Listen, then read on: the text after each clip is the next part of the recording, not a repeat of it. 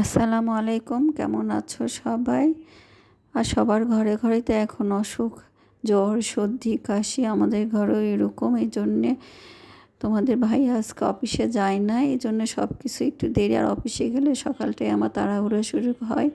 আর এই তো সকালবেলা উঠে জানালাগুলো খুলে দিলাম, একটু গাছগাছালি দেখলাম। আসলে এই গাছের দিকে তাকানোর সময়ও পাওয়া যায় না। এই তো রজনীগন্ধার গাছ আর অপরাজিতা গাছেরও ফুল ধরছে। আর নয়নতারা এই গাছটা এখানে নিয়ে আসছে। আর পুঁই শাকের একটা ডাল লাগাইছিলাম, সেটাও হয়েছে। আর আমার তো সবজি রান্না করাই থাকে, সিদ্ধ করা। এই তো বাগার দিয়ে দিলাম ডালের মশলা আর একটু তেল দিয়ে। আর এটা একটু নেড়ে চেড়ে নামাবো। ভাবলাম আজকে একটু পুরি করি, মানে রুটি তো খাওয়াই হয় প্রতিদিন সকালে। আর আজকে যেহেতু সবাই বাসায় আছে আর সকালে তেমন কিছু মানে বানানোও যায় না, রুটি ছাড়া ভাত তরকারি সব রান্না করতে হয়। তো আজকে অফিসে ঝামেলা নাই, এই জন্য ভাবলাম একটু এগুলো করি। আর সবার বাড়িতে বাচ্চারা এই পুরি পরোটা পছন্দ করে, শুধু খালি আমার বাসায় এগুলো কেউ খেতে চায় না। আমিই খাই, আমি পছন্দ করি দেখে মাঝে মধ্যে আমি শখ করে বানাই। কিন্তু ওরা যদি দেখে পুরি বানানো, তাহলে ওদের মন খারাপ হয়ে যায়, কারণ ওরা তেল ছাড়া খাবার বেশি পছন্দ করে। আর আমি আবার একটু পুরি পরোটা মাঝে মধ্যে খেতে ভালোই লাগে। তো সবজিটাও হয়ে গেছে। আর এইভাবে সবজি সিদ্ধ করে রাখলে খুব তাড়াহুড়ো হয়ে যায় কাজ। সকালে তো সবাই তাড়া থাকে। এই তো রান্না হয়ে গেল সকালের নাস্তা। আর এই তো চা উঠে দিছি। আর আমরা ছিল, ভাবলাম আমলাটা কি করা যায়। তো শাকসবজি কেটে নিছি, এটা একটু প্রেশার কুকারে রাইস কুকারে সিদ্ধ উঠে দিলাম। আর এই বারান্দায় কিছু সবজি ছিল, সেগুলো কাটলাম।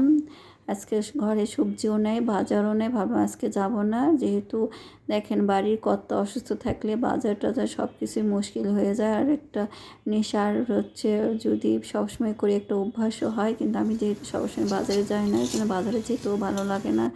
আজকে যাব কালকে যাব করে করে দেরি হয়ে যায়। তো ঘরে যা আছে তাই দিয়ে রান্না শুরু করে দিলাম। আর মাছও তেমন একটা ছিল না, যে মাছ ছিল সেটাই রান্না করে দিচ্ছে। আর ডালে যে ডাল দিয়ে পুঁই শাক উঠে দিলাম। আর আলু চাকা চাকা করে ভাজলাম। একটু মুরগির মাংস তরকারিও আছে। আর এই মাছটা কষে রান্না করলাম, এটা আমরা সবাই খাই না, ওরা বাবাটা খেয়ে নিবে।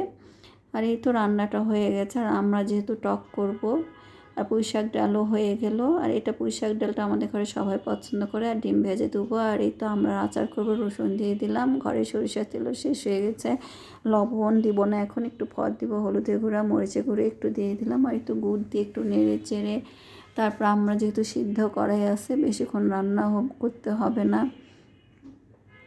আর এই তো সিদ্ধ করা আমরা দিয়ে দিলাম, এটা শাল সহ কেটে নিছিলাম।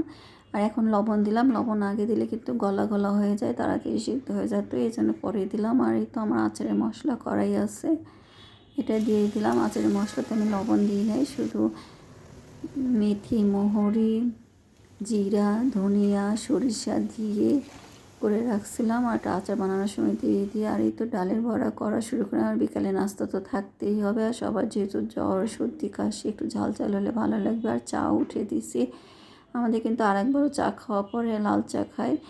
আর এই তো চা দিলাম। আর 2টা কাপ আলাদা, এই 2টা কাপ কি বলেন তো, চিনি ছাড়া। আর আমি আবার একটু মুড়িটা বেশি পছন্দ করি, চায়ের সাথে আমার মুড়ি না হলে চলেই না। তো ভালো থাকবেন, আল্লাহ হাফেজ।